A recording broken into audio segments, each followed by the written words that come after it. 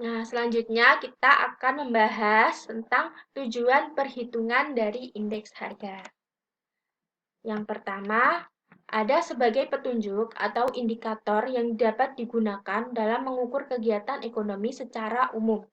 Nah, kalau kita berbicara tentang perhitungan, otomatis kan ada angka-angka. Nah, angka atau harga yang eh, berbeda-beda dari tahun ke tahun tersebut. Nah, itu digunakan untuk mengukur kegiatan ekonomi secara umum. Selanjutnya, ada indeks harga konsumsi dan indeks harga biaya hidup dapat digunakan untuk menetapkan gaji pegawai.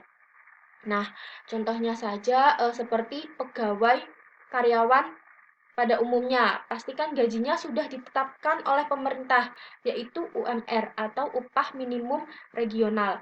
Nah, UMR itu sendiri juga berubah-ubah dari tahun ke tahun, itu menyesuaikan dengan indeks harga juga.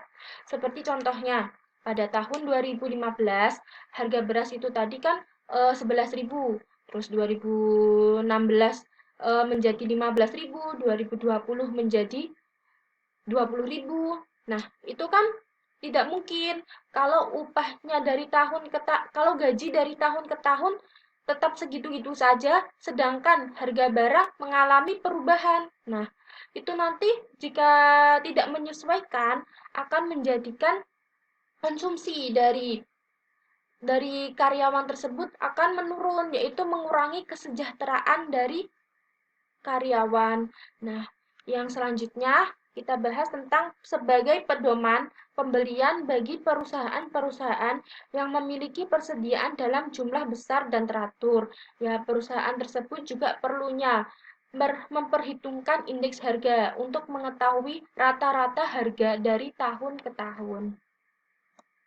Nah, selanjutnya kita masuk pada metode perhitungan indeks harga. Pada metode perhitungan indeks harga ada dua. Yang pertama, metode tidak tertimbang dan metode tertimbang. Untuk metode tidak tertimbang itu sendiri ada metode agregatif sederhana. Nah, untuk agregatif sederhana, rumusnya yaitu sigma PN dibagi sigma P0 dikalikan dengan 100. Nah, sigma PN itu sendiri kan harga pada tahun yang dicari. Sedangkan P0 yaitu jumlah harga pada tahun dasarnya itu dikalikan dengan 100. Selanjutnya untuk metode Las-Peyres, yaitu sigma PN dikalikan dengan Hi0 dibagi dengan sigma Pi0 dikalikan dengan Hi0. Nah, untuk Hi0-nya itu sendiri, yaitu jumlah barang pada tahun dasar. Yang selanjutnya ada metode Pasce, yang perhitungannya sigma PN dikali Hn dibagi dengan sigma P0 dikali P dikalikan dengan Hn. Nah, untuk Hn itu sendiri yaitu jumlah barang pada tahun yang dicari.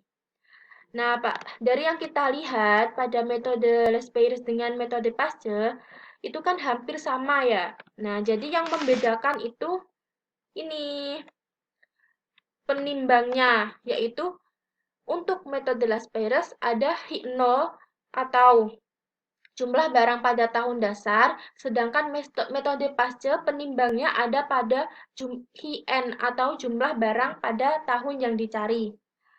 Nah, kita langsung saja pada perhitungannya ya. Pada contoh perhitungannya. Untuk yang agregatif tidak tertimbang.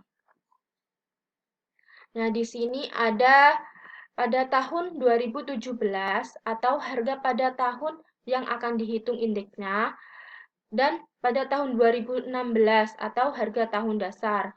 Nah, kita tinggal masukkan saja pada rumusnya, yaitu sigma PN sebesar 82.500 dibagi dengan sigma Pi0 sebesar 75.500 dikalikan dengan 100.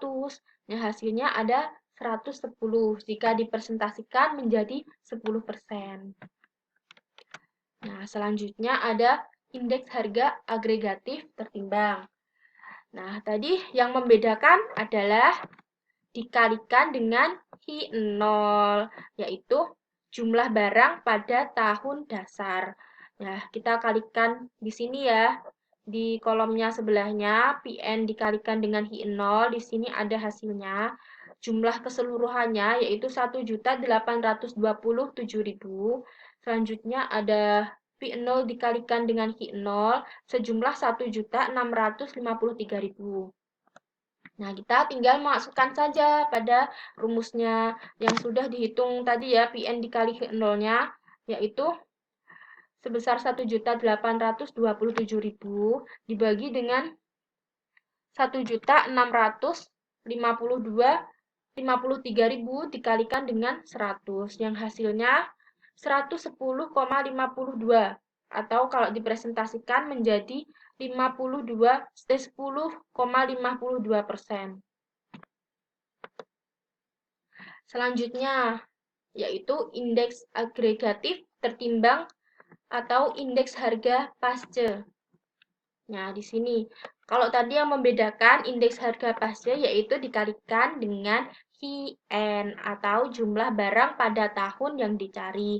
Nah, kita sediakan di kolom sampingnya yaitu Pn dikalikan dengan Hi-N. Nah, hasil dari jumlahnya ada 2.220.000, sedangkan Pi0 dikalikan dengan Hi-N sejumlah 1.996.000. Nah, tinggal kita masukkan ke rumus-rumusnya. Ini ya tadi Pn dikalikan dengan Hi-N, ini 2 juta ini dimasukkan.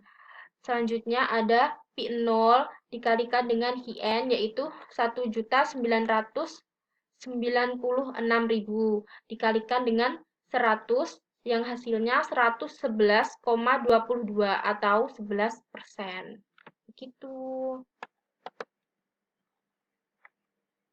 Oke, selesai sudah materi yang telah kita pelajari hari ini tentang indeks harga.